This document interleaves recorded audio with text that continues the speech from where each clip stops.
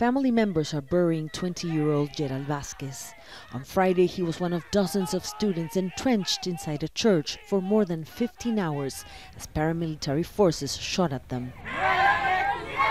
His family says he was hit by a bullet from an AK-47. According to other students, Vázquez agonized for more than an hour. Police allowed ambulances to take out the wounded Friday night. He was not one of them. Vázquez died on Saturday morning as the siege at the church continued. We feel helpless seeing our brothers getting killed, and we can't do anything because we don't have weapons to defend ourselves. And we don't really want them because Nicaragua is no place for a civil war. The government says students and other political opponents are terrorists and coup plotters and are responsible for the deaths of policemen during the crisis.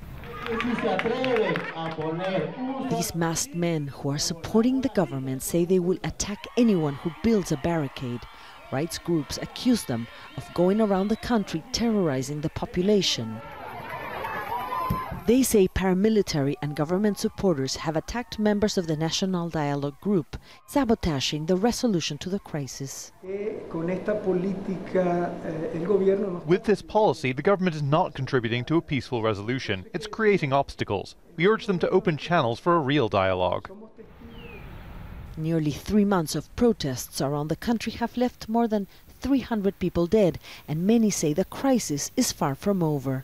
Many analysts say the government doesn't really want to negotiate. They say it will continue to respond to protests with the use of force, as they did here at the church where the students took cover.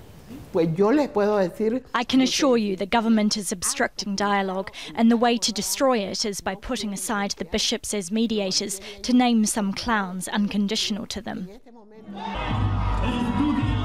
Political opponents say President Daniel Ortega and his wife, Vice President Rosario Murillo, want to hold on to power indefinitely. But the president's allies say Ortega's term in office ends in 2021, and they will stay. Friends of Gerald Vázquez pleaded to fight the president until he leaves office.